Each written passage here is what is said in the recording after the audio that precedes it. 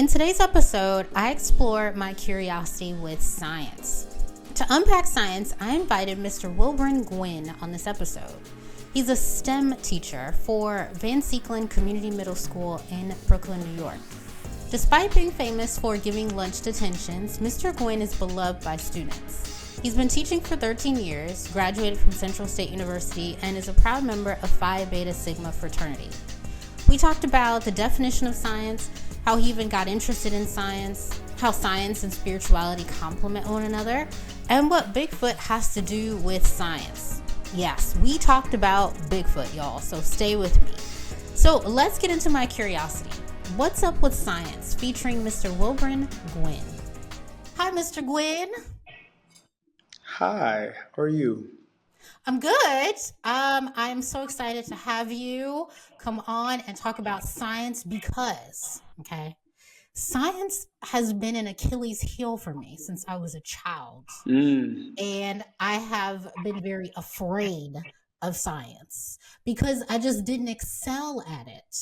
So I was so used to getting A's and B's in English, handwriting. That was a thing back in the day, okay?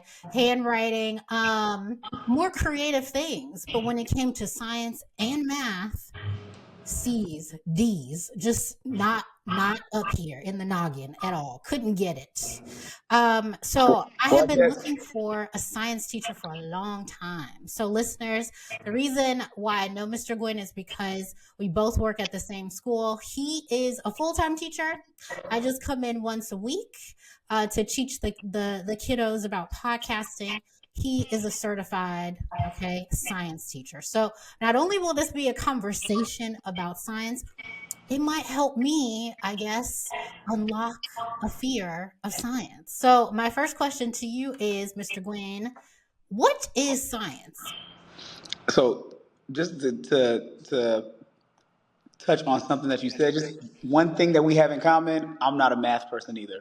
I'm like strictly only science. Interesting. So yeah, so we have that in common. But anyways, the way I would define science is just the understanding of dot dot dot. And that's all it is. So, everything that we see in the natural world has a discipline. So if you want to understand plants, it's botany, or if you want to understand living things, biology. So any category you can think of, there's a science to go along with it. And that's all science really is. It just a deeper dive into a specific concept in the natural world. So I love that definition because I think I'm just going to go right into a game that I created just for you. Okay. So with you saying science is what's the word you said? The something behind dot dot dot. What is it again? Oh, it's just the understanding of It's dot the dot dot. understanding of dot dot dot. So this game is called What's the Science Behind This? Okay. So all I'm going to do is provide you with certain life circumstances, Mm. and you tell me what sort of science, like you identified botany, right? Before, right? What sort of science this correlates to. Okay, so you ready? What's the science behind this, Mr. Gwin? Here we go. Hope I do well. You will. You will. You wake up to the smell of toast burning. What science is at work? Toast burning. I guess we can go on a secondary education level. We could be talking about chemical changes, right? So that would fall under chemistry, where one substance is becoming another substance and changing its chemical identity. Good. Okay, your phone screen brightens automatically outdoors. What science is behind that? What science is at work? Mm, I would. There's a lot of different sciences. Maybe we could go with there's physics in that. There's mechanical engineering in Ooh. that. Yeah, I would probably lean towards those two. The I guess more so the engineering factor of what is inside the phone that's triggered by the change in light in order to make the phone receptive to it. So I would probably just say mechanical engineering. Okay. And then lastly, you sneeze in a dusty room. What science is behind that? What science? Anatomy, because I know that's your olfactory um, glands that are responding to the dust in the room. So I would probably say anatomy. That's like bodily responses. So that's Okay. my best guess. Okay. So I ended up creating this game with the help, of course, of Chat GPT. Okay. Oh, okay. Shout out to Chat GPT.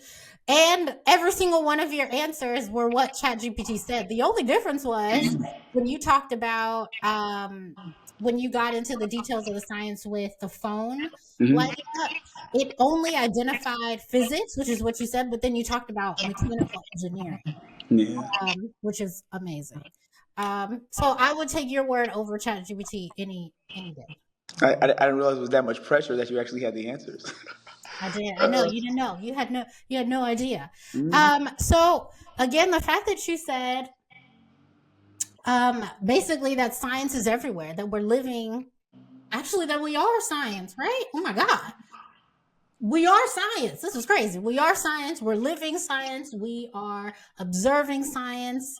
Um, as a teacher, Mr. Gwin, like, how are you able to explain these sort of aspects of science to children so that they can get it?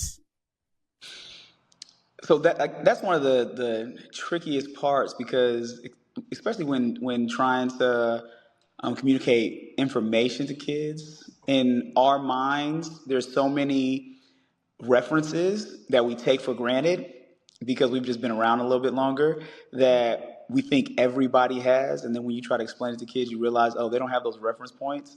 So no matter how much you plan, sometimes it just goes over their head. So the best way to do it is through curiosity and by provoking questions and then just answering their questions is the best way to get information over to kids because they kind of have to you kind of have to get them in a place of critical thinking in order to grasp a lot of these concepts. And if they're not ready to think critically, it'll probably just go over their head. So that's the biggest lift, presenting a concept or an idea to put them in a position to think critically and then, lead them down that path of inquiry.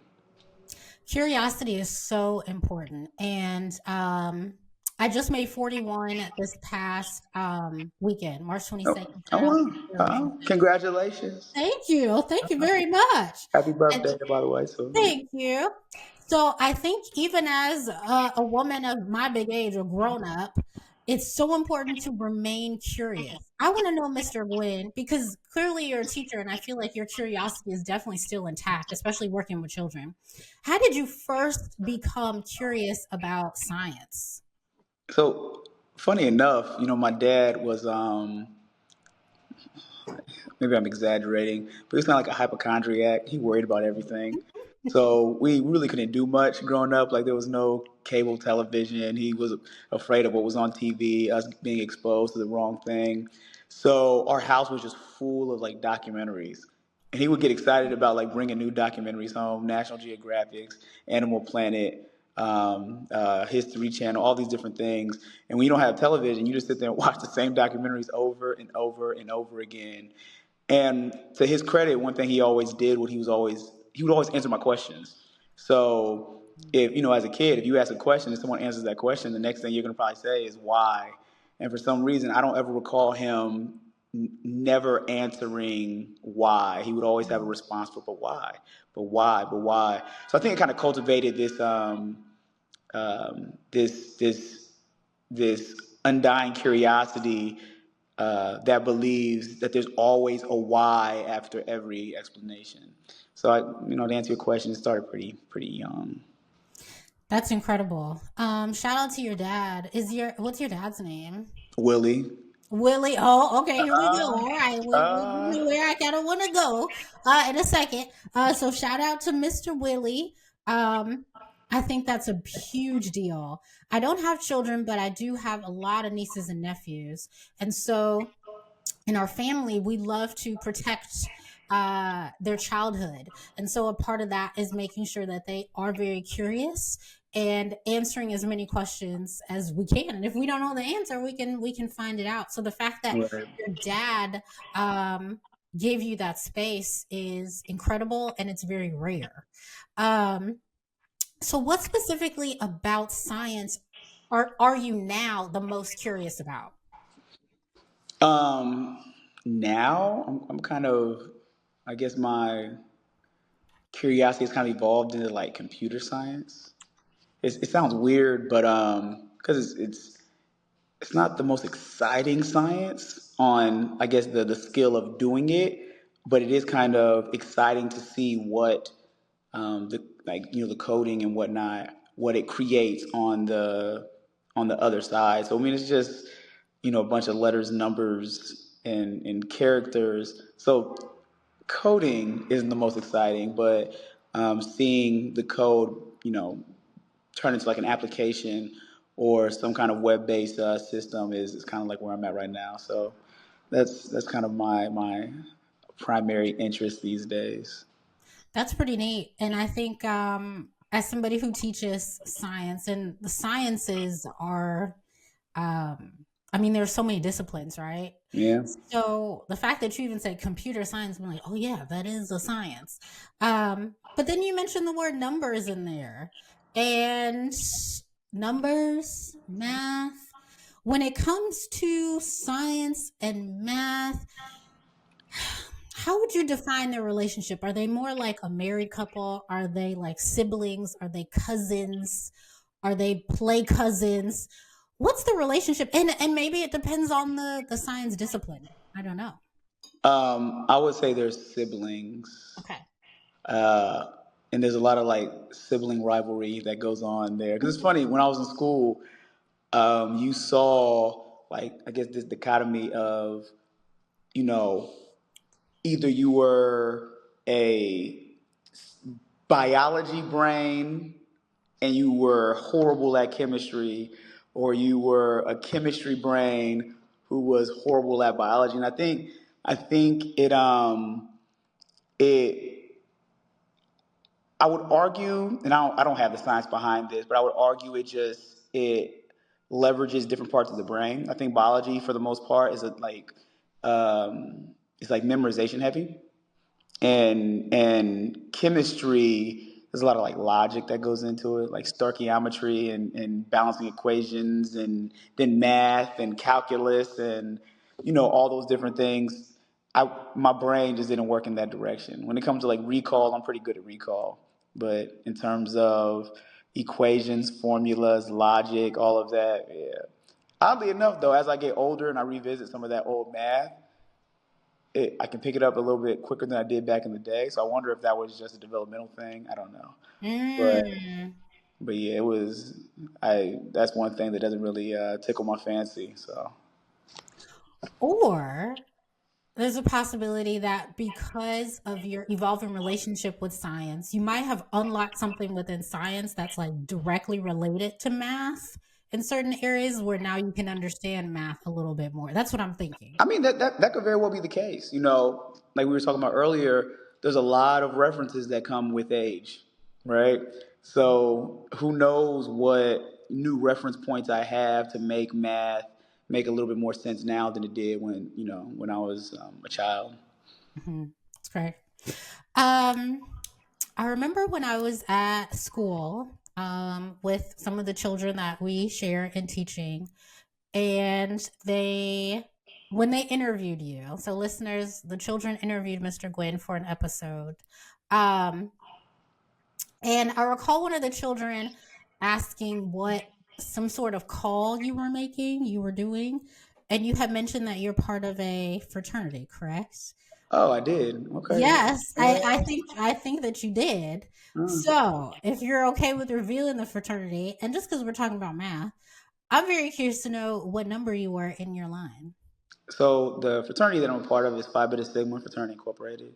It's a black organization, part of the Divine Nine, prevalent at a lot of HBCUs, which are historically black colleges and universities around the country, but it's also at non-HBCUs as well.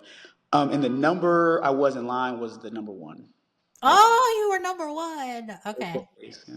Very cool. How many were on your line? There were five. There were five. Okay. Hmm. Okay. Very, very cool. Started with 13, ended with five. Oof. But that's a story for a different day. Oh my goodness. Uh-huh. Now, for me, I have a lot of alphas in my family, Oh, and wow. Okay. my first husband is an alpha. Okay. Yeah. Um, so yeah, so I know on my campus, I went to American University. We had Sigmas on our campus as Oh, well. really? Wow. Very Okay. Okay. cool. Very Yeah. cool. So I know that, especially whether it's with your fraternity, you being a man, you being a black man, science, like male science teachers or male scientists, at least for me, are very rare to come across. And the one that sticks out the most, at least in popularity, is Neil deGrasse Tyson. So Mm. the most popular American scientist, like just hands down, and definitely the most popular Black American scientist.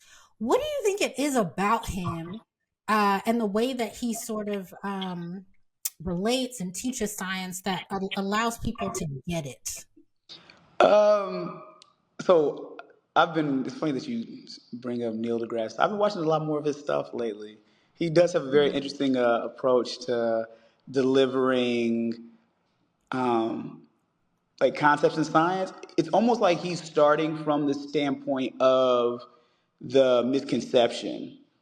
And I think that is what may help people get it because he's already starting from like if he were to just explain a concept, we would probably get lost at a certain point along the way. And I kind of feel like he knows what that point is, probably from explaining that concept numerous times. And he starts from where we would probably have a misconception before we even have the misconception. So then he like almost meets us where we're at. It's like, oh, I didn't see it like that. So I think his approach is I think it seems to me like he's just been in the situation enough to know what, people that are in the discipline of the sciences and people that aren't, and to know how to deliver it on a level that if you're not from the sciences, it's easier to grasp. Because a lot of the things that I mean, I'm not sure if it's because you have a background in science, but I think he breaks things down pretty well, where it just I'm like, oh, I didn't even realize that was the case.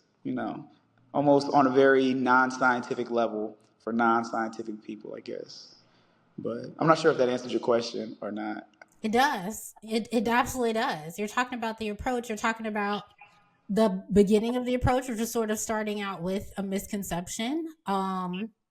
So yeah, it completely does. I think the other thing about Neil deGrasse Tyson too is he seems to be, at least when I've seen him like on YouTube trying to explain different things, he seems to be very careful with his words as well. Mm-hmm. To be able to be sure, like he's kind of like slow, with his words so that people can sort of catch up to where he is. Something specifically that he has broken down for me because of this amazing approach is physics. Mm. Mr. Gwin, listen, okay?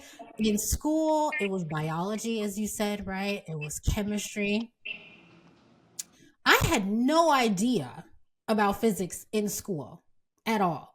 It was only recently in the past 5, 6 years that I started to become obsessed, okay, with the universe, with the ocean, with how small things are, how big things are. Um, and I realized, oh my God, this is just physics. This is crazy. And from what I understand, you told me if I'm wrong, you're in the sciences. Is physics supposed to be the most, what is the word? Scholarly or the most up there sort of science? Like if you were to rank, among biology, chemistry, and physics, is physics like the most difficult thing to sort of understand? I think physics is out of the three of those the most abstract Mm. because a lot of it, and I could be wrong in saying this, but I feel like a lot of physics is if this, then that must be true type scenarios. So, like, even if we go back to like Einstein, I believe Einstein predicted black holes before we even knew black holes were a thing, and he did it by like an equation, I believe. So the equation was basically saying, if this, then black holes must be true. And I believe like physics, it's it requires a very logical way of thinking in order to be able to make some of those connections that are kind of abstract. It's funny that you bring up physics though, because funny enough, physics was never really like in school. It wasn't.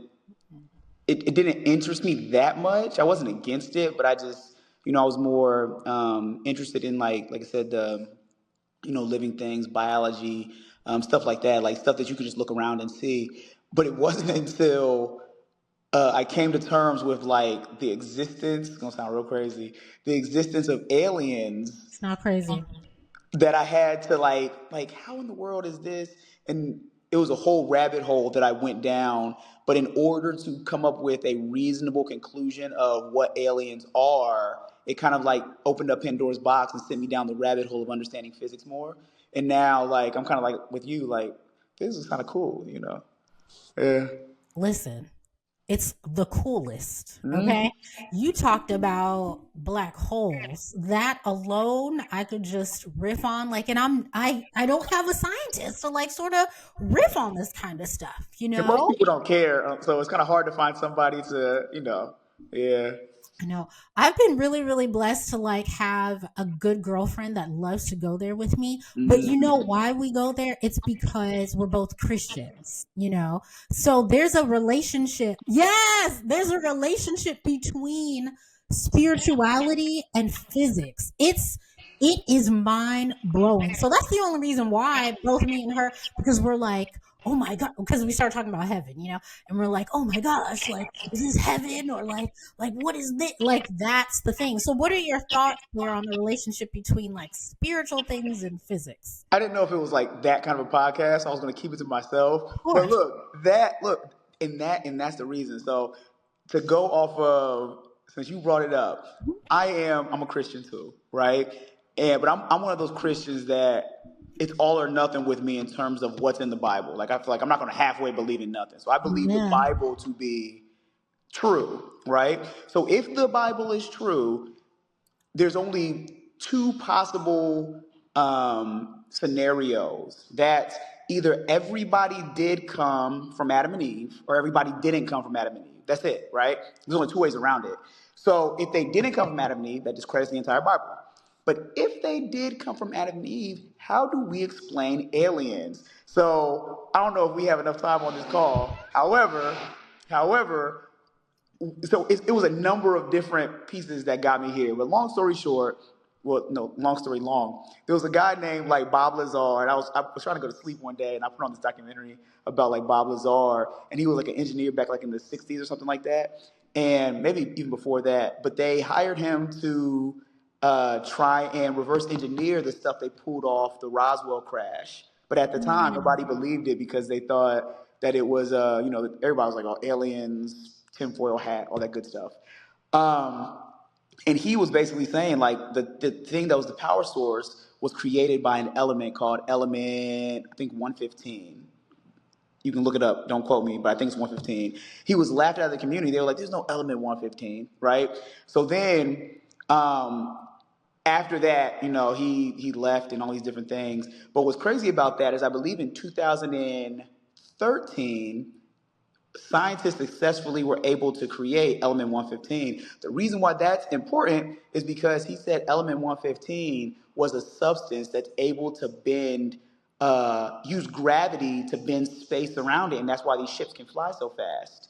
So what's crazy about that is Albert Einstein, like I said, these are all different pieces of information. So Albert Einstein, based off his equations and whatnot, he predicted black holes, right? But he also predicted wormholes. But he That's said right. he said black holes are naturally occurring, but wormholes would be man-made. if they existed, and it would require a substance strong enough to bend space-time. So I was like, hold up. So this one documentary, if Bob Lazar is correct, and we created this substance in 2013, that means we now have a substance strong enough to bend space-time.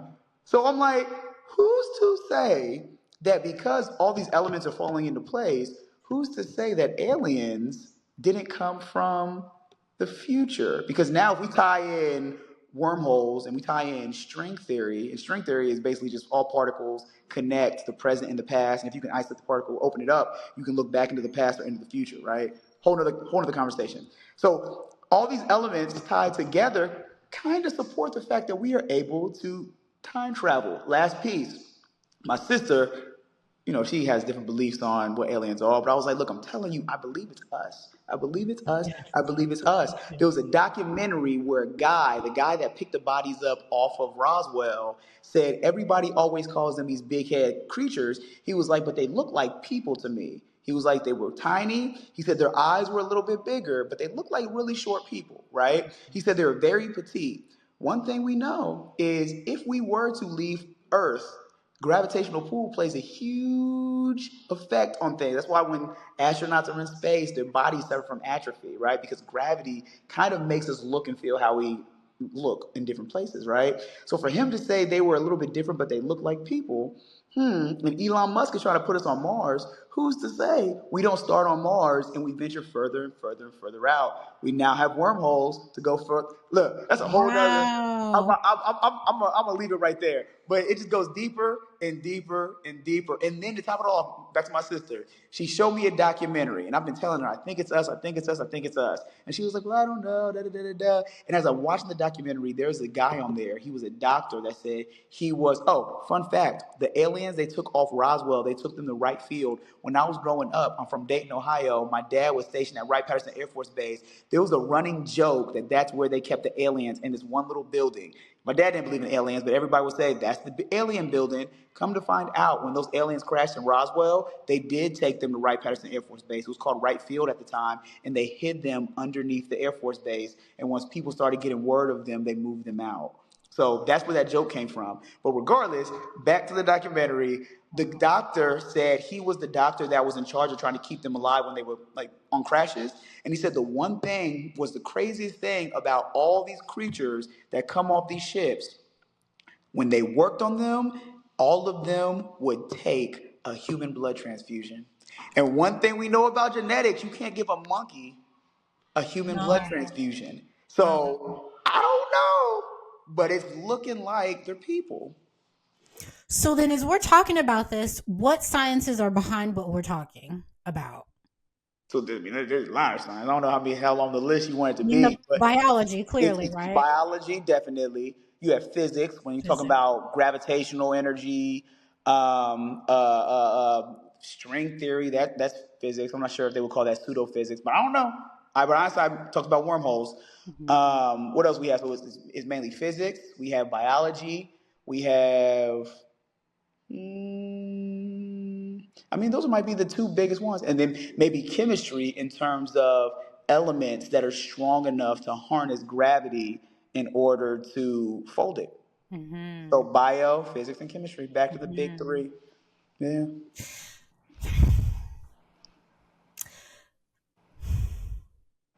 I Oh, never last piece, knew. last piece, last piece, last Yes, piece, go ahead, last please. piece. And what's even crazier about it, going back to the Bible, right? And this is something I wrestle with sometimes. If God is omnipresent, that means he's everywhere at this moment, but everywhere throughout time. Mhm. Mind you, this is not the Bible, but this is just me like thinking critically. So that means if God is everywhere throughout time, he's with the 1-year-old version of you at the same time as the 41-year-old version of you, Yes. which kind of implies they both exist at the same time. So listen, listen. Uh-huh. I don't know if where I'm about to go is still science. So if it's not, bring me back. Okay. Okay. There are um secularly, I think, misunderstood spiritual gifts that we have. Mm-hmm. Mm-hmm. I have a few that I'm like a little scared of, so, Mm. but they keep coming to me. So I have seen certain situations or dreamed about certain situations regarding myself, and it's actually happened. And so when you Mm. talk about God being with the 1 year old me and the 41-year-old me at the same time, I think it's because, and I don't have the language for this, but I think it's all happening at the same time. Maybe I'm not experiencing it at this, or I don't know the word, but I concur with what you're saying and I get what you're saying. So is that a science as well? Like this sort of, some people might call it deja vu, some people might call it, what, but I feel like that's related to science as well. And maybe I, we need a different there might need to be a more comprehensive definition of science, because science and spirituality really go hand in hand. One's not canceling out the other at all. that was one of my biggest issues growing up in the church.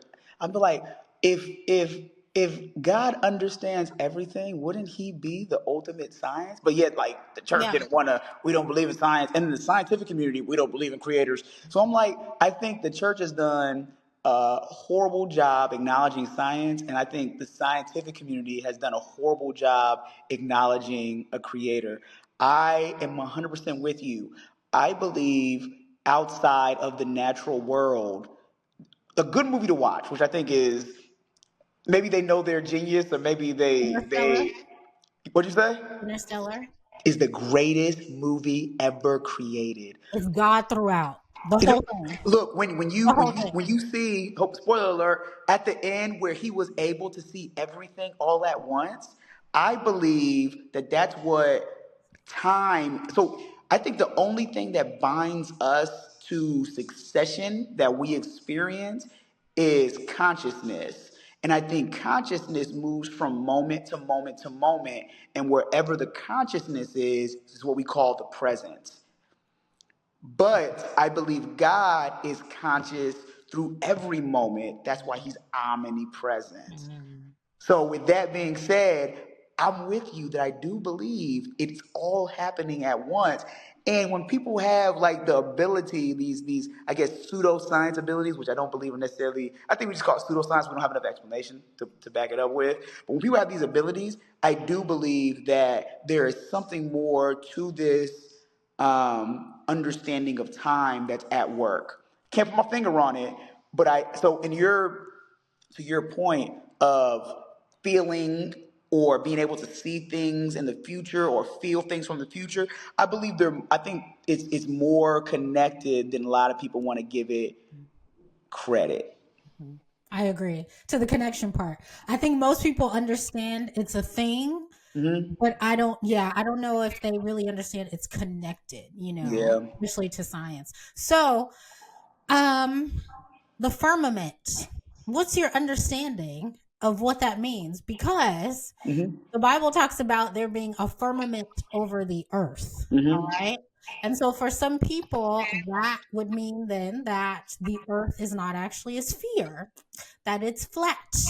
And Mm. that over, I guess, the horizontal plane of the earth, there is maybe a force field. Let's call it that. Mm. And that is the firmament. What is your understanding of the firmament? So I know there's a firmament, and then there's like multiple heavens in all of that. I think anything that's created in the natural world is definite. I don't think it's indefinite. So I believe the firmament would be one of two things. Either the firmament is talking about space, or it's talking about what's on the other side of space. I believe all of existence is a fishbowl, right? I don't believe. I think there has to be a limit to it, because nothing is. The only thing indefinite, I believe, is God. I think everything has limitations. So I believe if we had the capability, there is a possibility to go to the end of the universe. I don't think we have the time or the means to do it, but I do think everything ends. So I believe the firmament would be on the other side of that, unless it's just referring to the cosmos. Okay, gotcha. Yeah. My belief is that it is a sphere. I don't know who would have the time to be lying about that. I mean, Oh no, so I'm with you. I don't believe the Earth is flat. Of course okay. not. Yeah, No, no. that's what I heard from you. Yes, that's what I heard from you. Yeah, I just, who has the time to be lying? Who has the time? Okay. and I think it's silly. I think with as advanced as technology is and the things that we've been able to do, I think going to the moon is not as impressive as it was back in like the 70s or whenever we went to the moon. I think back then that was like a huge leap, but now like everything we can do. I read somewhere where they said scientists have finally successfully created the first tractor beam. What is that? I don't That's the even thing you see on UFOs that picks things up with light. pick things up with light. How I like didn't even see you that. get abducted, the UFO shines a light. Oh, Right, yes, a tractor beam. This says scientists have created that. I also read another article that says scientists have successfully figured out how to teleport photons. Like teleportation and tractor beams, wow. the moon is like going to the moon on a rocket. Like I don't like you said. Why are we lying about that? Like I don't think anybody.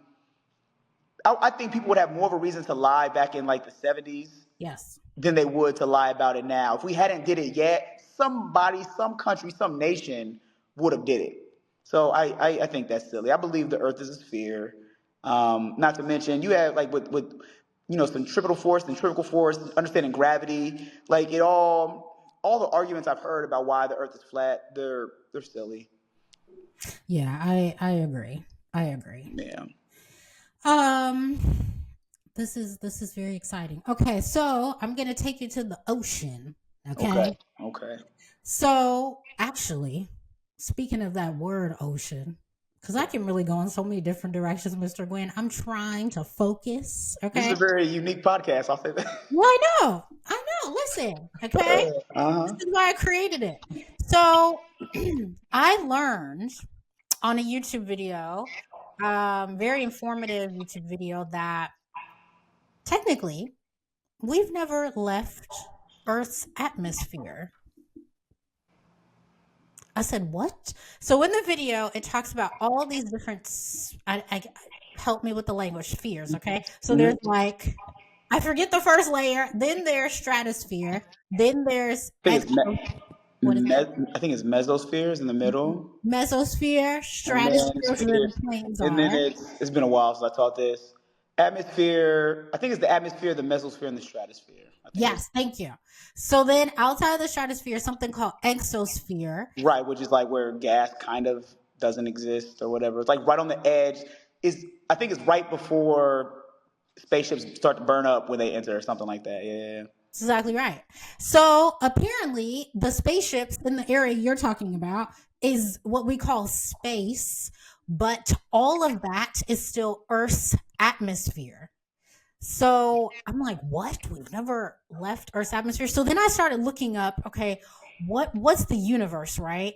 And then I started thinking about the ocean, like what's above is below, right? And so then I started looking up the definition of an ocean. And apparently ocean doesn't necessarily just mean water. Ocean means a great expanse, you know. Mm. So then I'm like, oh, if ocean is just a great expanse, then I guess the universe is a type of ocean. I don't know. So when I think about the great expanse above and Mm-hmm. all the mysteries about it, the few things that we know and don't know, I think about the ocean below Mm-hmm. and how there's such a tiny percentage that we human beings have like discovered or what's the word? Just like I guess explored, right? What is your curiosity with the ocean, if anything? So I was just talking to the kids about it. So they say like the Mariana Trench is so deep that you can take Mount Everest, which I believe is the tallest mountain in the world, and you could take Mount Everest and drop it in the Mariana Trench, and I think it would still be a mile you would have to go to swim out of the trench, not even like the ocean. And so I believe, and scientists have absolutely no idea what's down there. No. Um, I think what's fascinating about the ocean, I believe they said, and I might be misquoting this. Maybe one of them is considered like the last frontier. I know space is a frontier in the water, but the ocean may as well be the last frontier because we don't know what's down there, and the deeper you go, the more pressure is generated, so it just destroys everything which is also interesting how fish aren't just obliterated when they're down there. But yeah, so it's definitely a fascinating. I like thinking about areas where massive creatures can still exist, and and it's reasonable. I to pivot from the whole alien theory, like I've also developed a fascination for like Bigfoot. I believe Bigfoot's real, but I You're also the first believe. black person to say that. Look at you. You know what's crazy about that? The more you like start digging, so you know what really made me believe it? I was listening to a podcast with this guy. It was like he was trying to do like callers call in and share like creepy stories, but he had just started it, so we didn't have nothing creepy to share. So he was like trying to like get his people to call in. So the first couple of episodes, which I thought was a great idea, he decided to play just creepy 911 calls, right? And the one that he started to play, it was the craziest thing ever. Like it was a homeless lady living in like the woods, and she called the police and was like, "Can I have somebody get out here?" They were like, "For what?" They were like, "I just saw something. I'm a homeless female, and I'm living in the woods, and I'm terrified." Like terrified of what? She was like, "I don't know what I just saw, but I can't explain it." They're like, "What was it?" She was like, "Well, I was getting dressed behind a curtain, and I looked up, and there was this thing that was about 8 feet tall." They were like, "Was it a bear?" They were like, "Well, I don't think so." Like, "Why don't you think so?" Well, because when it seen me, it screamed and picked up the deer it was eating like a football and took off running down through the woods like a man. And what's crazy about that is Oh you, you, Lord. you heard somebody behind her like, "Stop lying. Tell her what you saw. Tell her what you saw." And the 911 operator was like, "Ma'am, is someone with you?" She was like, "Yeah, that's my husband." And he was like, "Man, stop lying. Tell her what you saw." And then the lady was like, "What is he saying?" And they put him on the phone. Like, "Look, man, I don't know what to tell you, but this was the biggest thing I ever seen. The thing was about 8 feet tall. It looked like a bear, but it stood up on 2 feet. It picked up a deer like a football and took off running. It was breaking trees." Like, they never said Bigfoot, but what they were describing it and like just the fear in their voice, I was like, "Yo, they saw something." And then another one in the same episode, the guy was like, "I have an intruder." And they're like, "You have an intruder?" He was like, "Yeah, you can get 911 out here." He was like, "Man, I came downstairs and someone was looking at my window." And he was like, "Man, I'm sitting at my door with a shotgun. So if they pop up, I'm going to shoot them." And they were like, "All right, well, can you describe them?" He was like, "Well, no, it was dark. I just saw the silhouette looking in my window. But I think they might be back by the tree line. I just want to make sure. Send the police." And then while he's talking, he was like, "I see something moving. Look, y'all better get down here. I'm about to, oh my gosh, what is that thing? Oh my gosh, it's 8 feet tall." Like, and started like losing it on the call. Bigfoot's real. Bigfoot, I'm telling you, look, after this, I'm going to send you the episode. Bigfoot's real. I didn't believe it at first, but Bigfoot's real. So listen, about that, it makes me think about my girlfriend who is, do you know who the Nephilim are? I've heard of them. Yeah, yeah, yeah. Okay. It's the Yeah, fallen we could angels. really, yeah, we could really go into, Mm-hmm. okay. But I believe it. The thing is, I don't want to see it. Mm-hmm. Okay.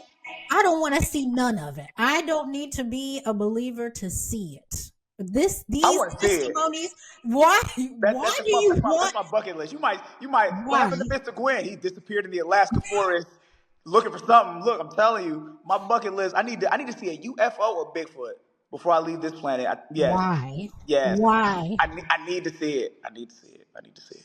That is fascinating. So, okay. Back to the ocean. I'm sorry. That was a whole Yes, tangent. no, I like the road that we were on, but I would love to take it back to the ocean. I want to know from your understanding of science of all the things, okay? We don't know exactly what's at the bottom of the ocean, but if there are living organisms, okay, what would they look like? I mean, I would probably just go off of what we know about the creatures that live deep. Don't know if they're at the bottom. They would probably be translucent. They would Mm, probably be blind. They would probably be very, and I could be completely wrong about this part. They'll probably be small because I believe in order to have some, I don't know, whales, they eat krill and plankton. So maybe you could be big living off of, but then I would also argue that there probably isn't that much krill and plankton all the way at the bottom unless there's a new right, zooplankton right. that we don't know about. So I mean, I think they'll be pale, blind, small, and probably have different senses. Since they can't see, they would probably maybe they telepathy. I don't know, but I don't think they would operate the same way. Maybe echolocation, but I don't think they would operate the same way that we operate up here with receiving energy from the sun. I mean, not just us, but like plants and stuff like that, or eating things that receive energy from the sun since you don't have any of that down there. So Mm. yeah, so that would be my guess. But I could be completely wrong. I mean, I do think there's massive creatures. You have to think that they didn't discover the giant squid until like 2012 or something like that. So all these now, mind you, pirates and whatnot there was accounts of like the kraken, that they believed the kraken wasn't a myth, but it was like an actual creature that these merchants were coming in contact with. So I guess there were reports of it, but it wasn't photographed or filmed until like the 2000s sometime, maybe like 2010, something like that. So if we can go that far into modern day without and it took us that long to see something as massive as the giant squid, and I think they said it was like they can be like grow to the size of a yellow school bus. I think is what they said, and no one had ever seen them. And I think the first one they found was in the belly of a creature. So it wasn't like we just saw it on. I think they cut something open and found it. But yeah, Oh my God. The ocean, of all things, I don't want nothing to do with. Okay? At all. I can be on a cruise with my grandma, that's fine. But I don't need to be in it. All right. I can be on the shore at the beach, but leave me alone, ocean. Do you have any desire to know what's down there? I don't care about water. You Me don't and care water. about water. Got it. But UFOs and Bigfoot. That's you. That's your UFOs and jam. water. I mean, UFOs and Bigfoot, like you said. Like I'm not even good on like cruise ships. Like man, I don't know if it's like age or what. I remember when I was little, I was like indestructible, invincible. When I get on a boat now, I'm sick as a dog. But Oh no. Oh yeah, my God.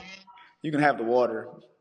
So, lastly, before you get out of here, I want to share a science mystery with you. That's actually a science mystery to all scientists, apparently.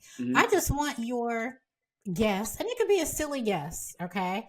Um, as to what this mystery is, and then I would love to hear sort of a mystery that you might have regarding science, something that you haven't figured out yet. So, eels, apparently your community don't know how eels are procreating. They can't figure it out. Okay. What do you think is happening? How are they procreating? What do you think? You said eels. Eels, EELS. They can't figure it out. They put cameras on them and everything. They can't figure it out. That's a good question. What do like have so are eels? Do eels come from eggs? I'm gonna look this up for you. Hold on, so that you have the accurate information. Okay, here we go.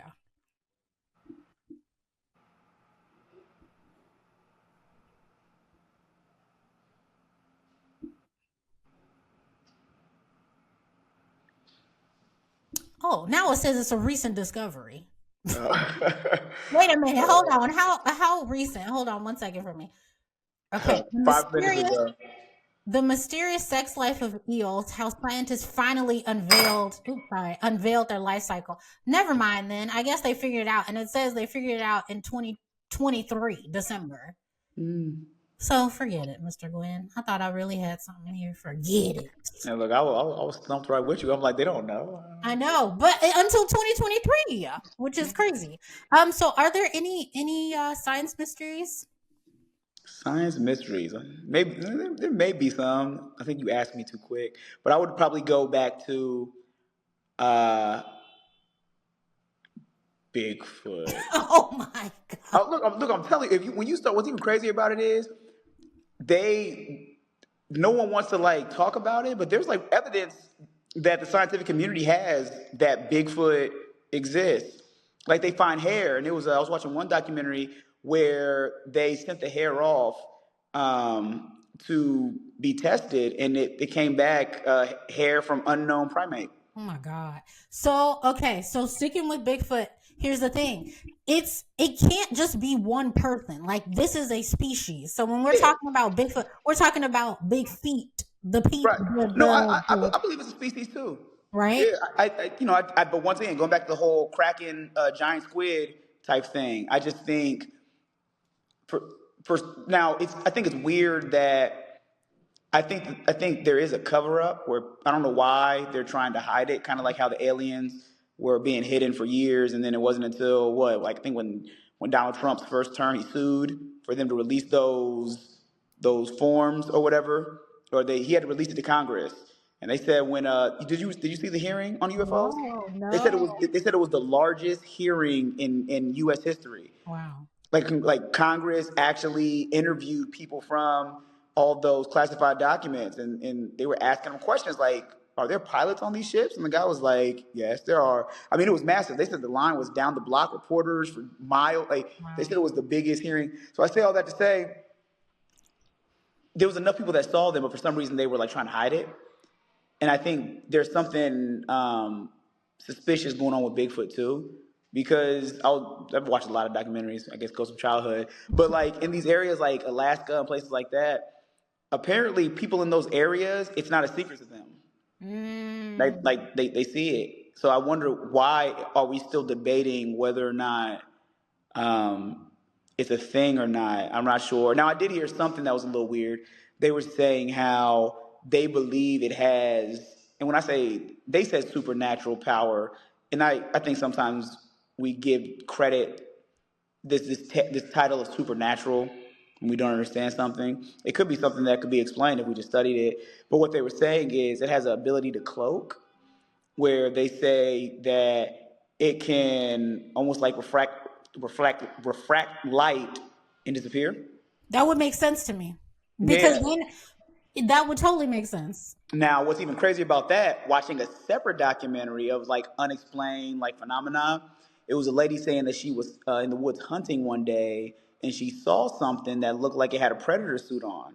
Now, she didn't call it Bigfoot. These are two Mm. different things. So one guy says they think they can go invisible. In a totally different documentary, the lady says there was something in the woods that looked like it was like clear saran wrap on it, but you could see through the saran wrap. So I was like, huh, it's funny that she experienced that. And this other guy says he believed they can do that, and that's why we can't ever find them.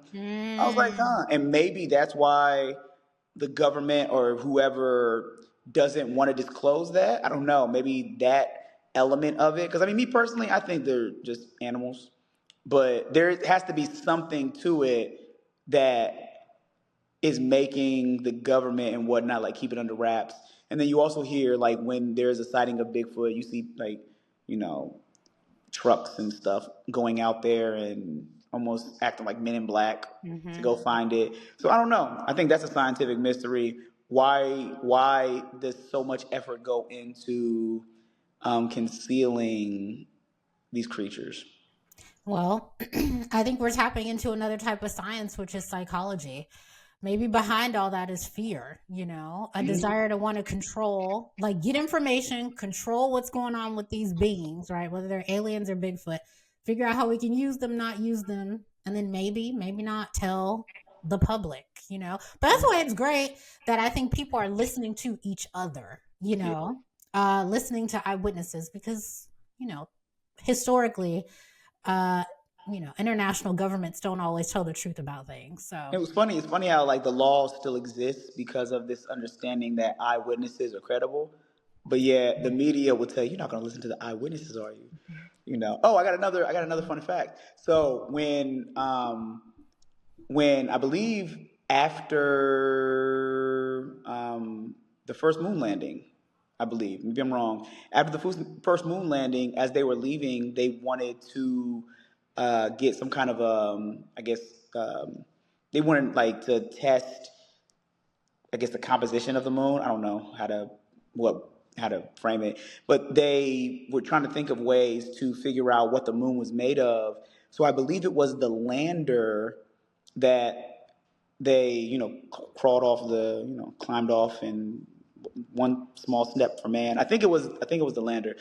As they were leaving, somebody had the idea, well, let's put mics down on the moon, and as we take off, let's detach the lander and allow it to crash into the moon. And when they did that, the I guess it would be like the Richter. I think that's the The scale? mechanism. No, like the Richter scale, like the Scale, mechanism yeah. that like seismic activity. I guess it was in. I could be just making up all these tools, but anyway, the gist of it is they detached the lander, and when it crashed into the moon, they said it rang like a bell for an hour. What does that mean? That is hollow. There's nothing inside it, Wait, what? Wait a minute. Wait a minute. and I believe that's a. I don't think that's a like. Yeah, I think you can Google that. You're saying, well, wait. So if it rang like a bell, that means the moon is hollow? Yeah, like it's like there's nothing in it. Yeah. Give me an example of something that's hollow. Now I'm like freaking Um. doubting that I mean the word hollow. Like nothing's in it, right? Now we don't know how little of Like something is this? in it. Would you consider this hollow? Almost like a bell, right? Like if you there's nothing Oh, I inside a see. bell. Yes. Yeah. So I don't know. I haven't heard anything more of that, but I believe that's a documented event that you can Google. That when the lander crashed back into the moon, the bell rang. I think it might have been maybe it was a half Oh an hour. I my don't know, God. but it rang for a very long time. Yeah, like a bell, That is like wom freaky. wom wom wom wom. Yep. Yeah, which indicates that it's pretty empty on the inside.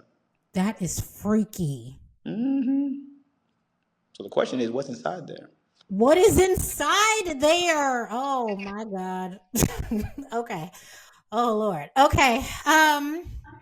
Mr. Gwin, this has been an amazing conversation. You blow my mind with this hollow moon situation right now. I need to definitely go on YouTube, do some things. Bigfoot was never in the forefront of my mind. Now it is. But just in general, all the things with science. I appreciate you so much for this conversation.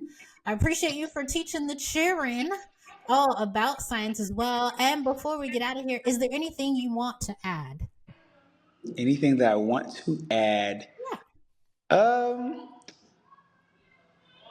yes, I would say stay curious and don't believe anything unless they can prove it to you. That's very what's his name? Alfonso from Training Day. Was that his name? He said it's not what you know, it's what you can prove. That's it. That's it. So thank you so much for joining me for this episode of the Curiosity Podcast, Mr. Gwin. Yes, thank you for having me. Thank you so much to our guests for joining me, and thank you for listening. This episode was edited by Chase Parker, hosted and executive produced by me, Jennifer Brown, produced by Latrice Lauve, and distributed by BlakOWND Productions. I hope you'll join me again on another episode. The Curiosity Podcast is a safe space to not only explore my curiosity of all the things, but yours as well. And together, we get to dig a little deeper as to why that curiosity exists in the first place.